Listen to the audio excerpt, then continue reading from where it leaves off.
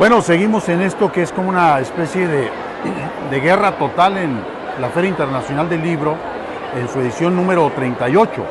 Yo soy Alberto Osorio Méndez, le agradezco el favor de su atención, con un saludo muy especial a todas aquellas personas que nos ven desde el otro lado de la frontera a través de la otra radio de Chicago y de las plataformas hermanas también aquí en Jalisco. Fíjese que el día de hoy tenemos el gusto, el placer de poder recibir en nuestro espacio de Cuarto de Guerra al padre Tomás Bobadilla. Él es uno de los principales promotores de los derechos humanos en la tierra de los nahuas, en la comunidad indígena nahua. Le doy unos antecedentes antes de presentarlo. El padre Tomás Bobadilla trabajó durante muchísimo tiempo en lo que era la defensa de los derechos humanos del pueblo indígena de Ayotitlán y de Telcruz, en Cuautitlán de García Barragán. Les tocó la fortuna o la mala suerte que cuando el padre, junto con otro representante también de la Iglesia Católica, que no podemos dejar de mencionar, Juan José Pelayo, ¿cierto? llevaban a cabo una labor impresionante de rescate de cultura, de tradiciones, de usos, de costumbres de la comunidad nahua, y de paso atendían lo que era la defensa de los recursos naturales en una de las zonas más ricas desde este punto de vista en todo Jalisco. El padre Tomás, Juan José, y otro sacerdote que ya se nos adelantó, el obispo Lázaro Pérez, estaba justamente en lo que es la arquidiócesis de Autlán. Y en ese momento, padre Tomás, bienvenido, qué gusto tenerlo por aquí, pero es cuando se conoce, 1994, inicios del 95, se conoce del levantamiento zapatista. ¿Cómo está? Buenos días, Alberto Osorio, gracias por invitarme a este Cuarto de Guerra. Gracias. Nosotros nos conocemos desde hace ya 30 años. 30 años. Y nos conocimos precisamente en esta confrontación, en este momento crítico, en la Sierra de Manantlán, cuando tú fuiste a hacer tus reportajes de la sierra. Sí. ¿Verdad? Muchas gracias por todo el apoyo que nos diste, y gracias también porque inmediatamente comprendiste lo complicado que se estaba viviendo en los años 90 en la Sierra de Manantlán. También saludos a todos los auditores, los motivamos pues a que conozcan más sobre esta hermosa Sierra de Manantlán, que es reserva de la biosfera. Fue decretada reserva de la biosfera en 1986, o sea que ya vamos para 40 años. Para 40 años. 40 años, y estaban 40 años de lucha. Yo llegué a la Sierra de Manantlán en el 83, decretaron la reserva en el 86, detonó la guerrilla en Chiapas en el 94, ¿verdad? Y ese estallido pues trajo dos consecuencias. Una es que ocupamos las 8 columnas de los periódicos de Jalisco, porque el gobierno del estado de Jalisco en ese momento nos ignoraba. Y cuando se estalló la guerra de Chiapas, entonces inmediatamente el gobierno de Jalisco puso su atención en la Sierra de Manantlán, y para ellos fue el foco rojo. Los acusaban a ustedes, padre, de ser guerrilleros. Sí, a ese momento de los 90, la Sierra de Manantlán, podríamos decirse, había 3 grupos sociales. El que dominaba siempre era el PRI, el grupo de PRI que era apoyado por el gobierno del estado, el municipio, era la última palabra. ¿Y los caciques? Claro, decir que el PRI en aquel tiempo era el cacique, las empresas madereras, era la Peña Colorada, eran los intereses de la gente de fuera, con personas en las autoridades ahí en la sierra. El otro grupo que el extremo de él fue la ACR, Alianza Campesina Revolucionaria, que estaba apoyada por la Escuela Normal de Atequiza, que eran los maestros. Entonces, ya para el 94, los maestros o la Escuela de Atequiza ya tenía presencia en la sierra también, ¿verdad? Ustedes saben que la ACR era un grupo bastante agresivo, como violento. Radical. Radical, exactamente, radical. Y para esto lo de Chiapas vino a aflorar información que había guerrilla en la sierra, vino a hacerse pública la declaración del obispo Lázaro Pérez, que él estaba de acuerdo con el comandante Marcos, que simpatizaba con él. Vino también a salir a público que la Sierra de Manantlán pues había presencia de Sendero Luminoso. Entonces empezó a cocinarse una tensión, un grupo tenso. Nosotros éramos el tercer grupo que nos identificábamos como Unión de Pueblos Sierra de Manantlán, que era propiamente derechos ecológicos, derechos humanos, la cultura, la alimentación, educación. Y en esos tres grupos, la ACR, el grupo del PRI y la Unión de Pueblos, estuvimos en ese terreno de lucha en ese tiempo. Déjeme hacer una pausa. Es la primera pausa que hacemos y puntualizo algunas cosas que son por demás interesantes.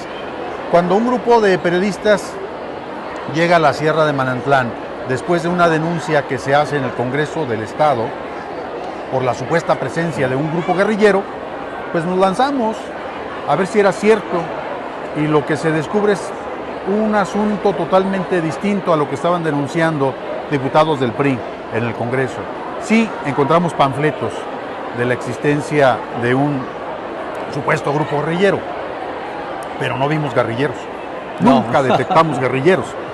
Lo que sí también recuerdo mucho es las palabras del obispo Lázaro Pérez. Llegamos, lo cuestionamos, iba Cayetano Frías, Teddy Ramírez, Cayetano representando la oficina del norte aquí en Jalisco y Teddy Ramírez como representante del Diario de Guadalajara. Y recuerdo que cuando le dijimos al padre Lázaro que a él lo estaban acusando de ser el padre rojo, se molestó y como que quiso soltar la carcajada y nos dice, a ver, ¿quién está diciendo eso? Bueno, pues está en los medios a nivel nacional.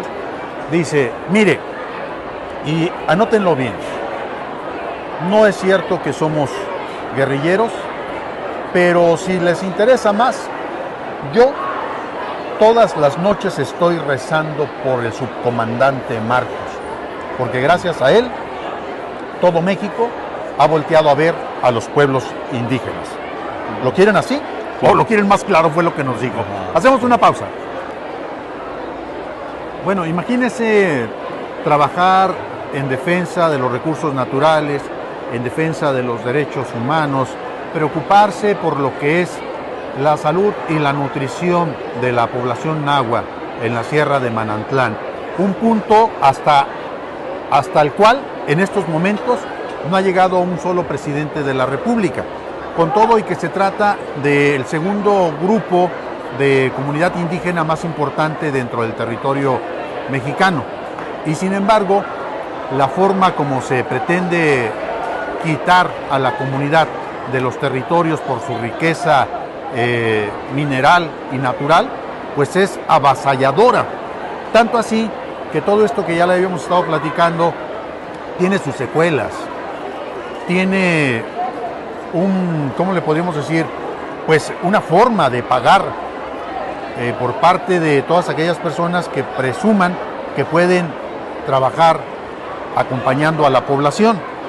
Esto le sucedió al padre Tomás Bobadilla, quien empezó a ser perseguido después de este episodio que él nos narraba hace unos instantes y terminó pues exiliado, porque yo creo que esa es la palabra, exiliado Usted tuvo que dejar la sierra, padre.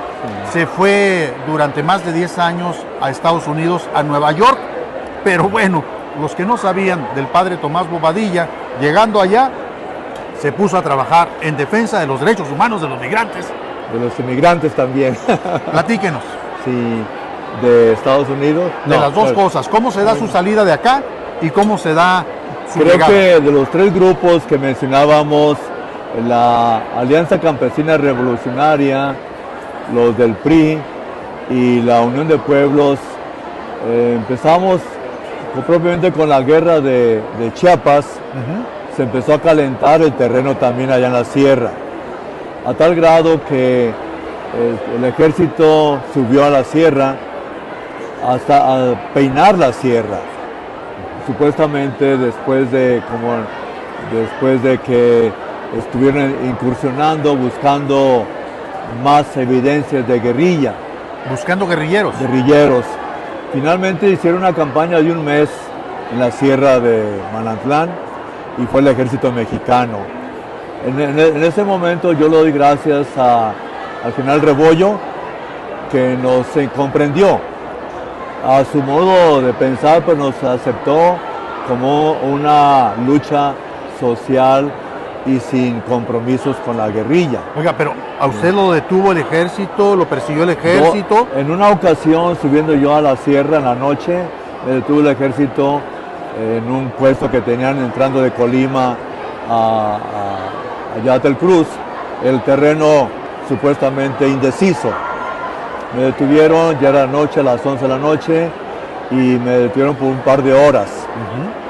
Entonces llegué yo a Yatel Cruz, al siguiente día celebré las misas y me vine directamente a Guadalajara con el general Rebollo a decirle que había sido detenido por el ejército. ¿Pero fue por iniciativa suya o lo mandó a llamar Rebollo? No, yo fui con Rebollo, porque ya me había mandado un mensaje el general que si tenía alguna necesidad que me comunicara inmediatamente con él, de aquí de Guadalajara. Entonces yo me vine inmediatamente y le dije al lunes siguiente en la mañana, fui al cuartel Colorado y ya le dije que lo que estaba pasando. Tomó el teléfono y le llamó la atención a la zona militar de Colima. Les dijo que se largaran de ese punto y que no estuvieran molestando la sierra. Ese fue otro detalle tenso. O sea, el general Jesús Gutiérrez Rebollo, sí, ¿lo protegió a usted? Sí, me protegió a mí porque a través de algunos políticos de aquí me comunicaron, me identificó y de hecho conocí a su esposa, que me invitó un día a desayunar a su casa, y eso pues me dio cobertura, lo cual también yo asumí que las cosas estaban poniendo más difíciles. Subió el ejército, no encontró nada, y así, Alberto, podemos decir que en ese país de México, cuando se estaba buscando la paz, Yatel Cruz fue la primera celebración de paz del ejército con los indígenas. La primera celebración de paz ahí afuera de la capilla.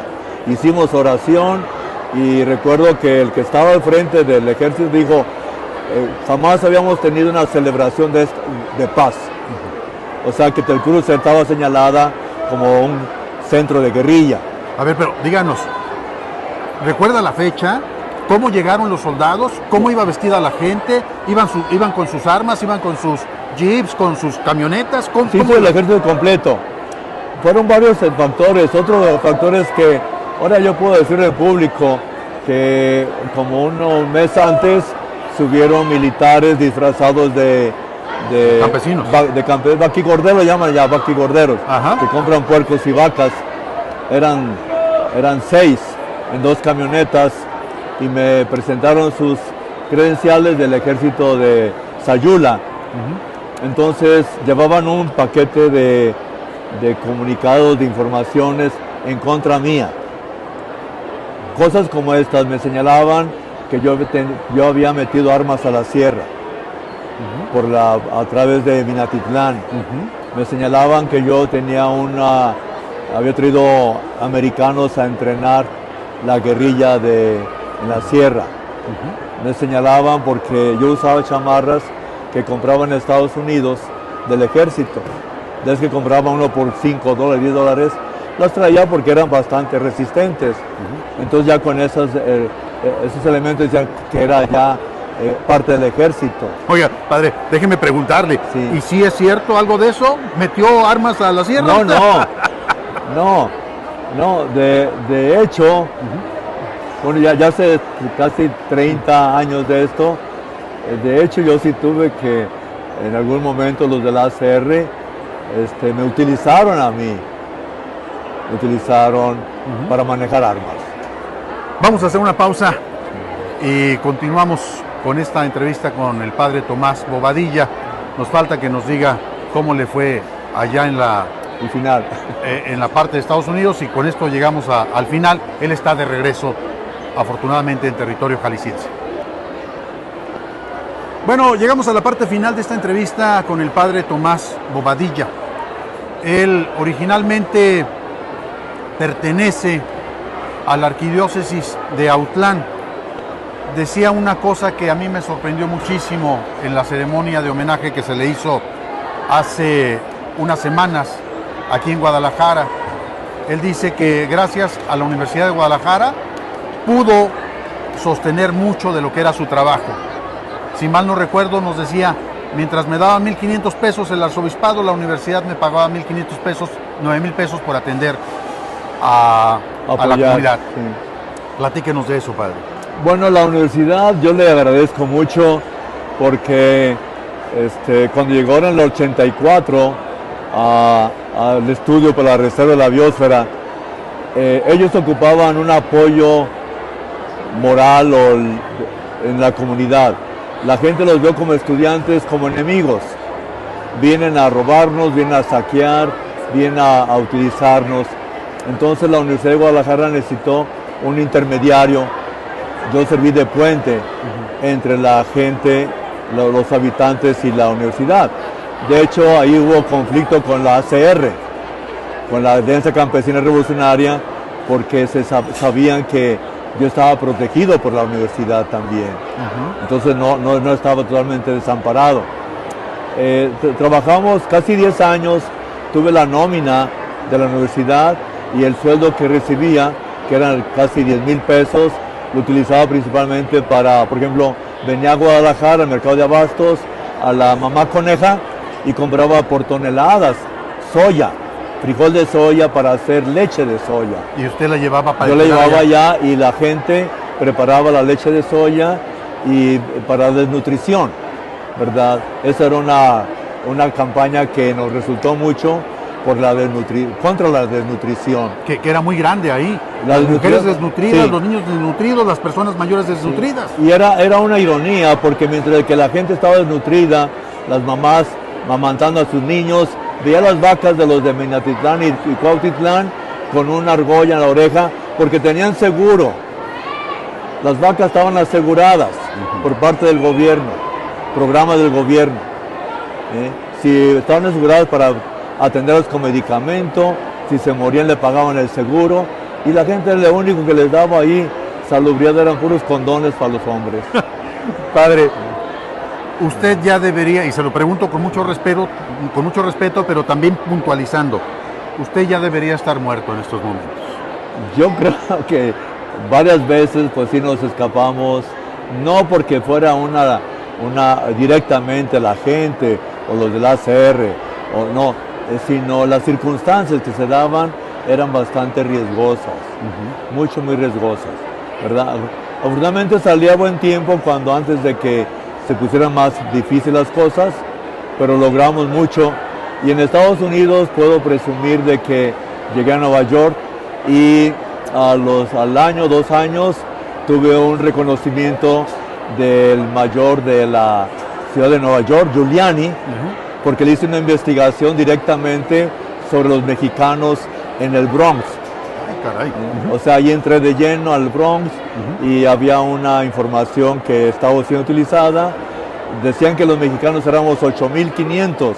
Yo fui, investigué la zona esa y apenas 1,200 mexicanos. Y por esa investigación, la ciudad de Nueva York me dio un reconocimiento como un trabajo humanista.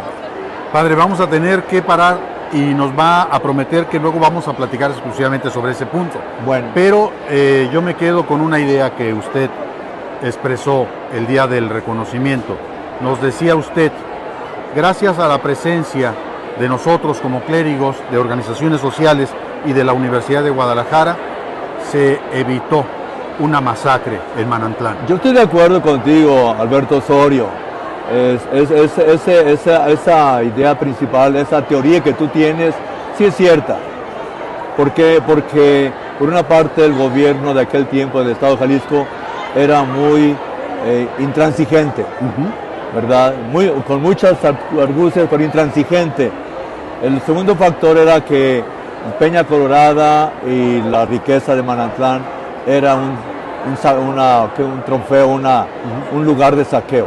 Una mina por explotar. Y la otra parte también, pues, de que las guerrillas, la Sierra de Manantlán es un paraíso para hacer una guerrilla.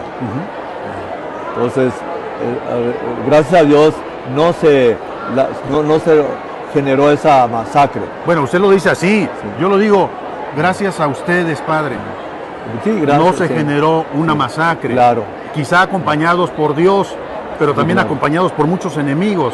Y por eso para nosotros desde Cuarto de Guerra es un gusto y un orgullo poder ofrecer este tipo de entrevistas de personas que dan cuerpo y alma por llevar a cabo su apostolado. Ojalá y tenga usted la oportunidad de poder regresar a la comunidad náhuatl. Con mucho gusto, Alberto Osorio. Gracias. Que Dios los bendiga. Gracias. Y perdonen, pero estamos hablando de hace 30 y 40 años. Ajá, pero quieren regresar. Queremos regresar. Muy bien, muchas gracias. Adiós. Hasta luego.